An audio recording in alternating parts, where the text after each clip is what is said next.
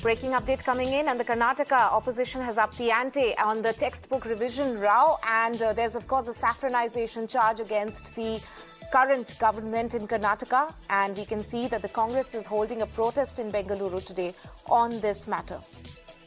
Let me go across to my colleague Neha Hebale, who's on ground. Neha, why exactly has the Congress decided to take to the streets today?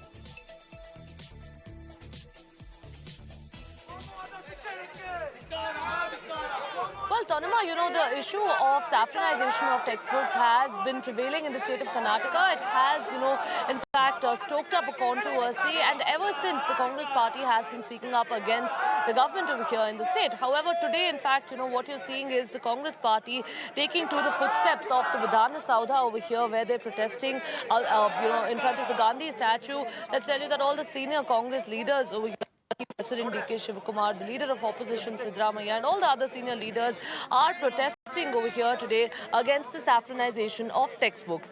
Now, let's tell you the issue and what the government stand on this entire issue is right now. In fact, what we're learning at this point in time is that the Karnataka government, in fact, had made a few revisions in the current year, academic year's textbooks, owing to which, there were allegations now that the textbooks were being saffronized and that the BJP, in fact, over here was trying to brainwash the minds of the students.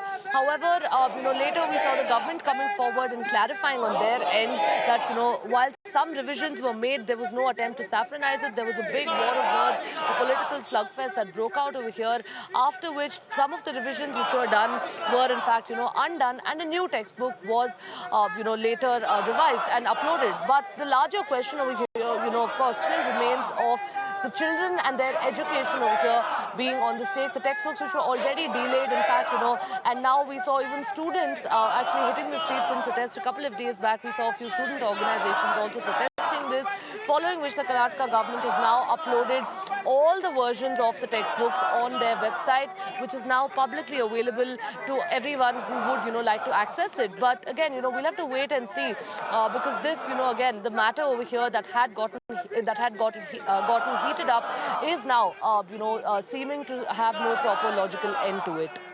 Right, Neha, thank you so much for getting us the latest ground update, where the opposition has clearly decided to, to actually pump up the heat as far as this textbook revision row is concerned in Karnataka.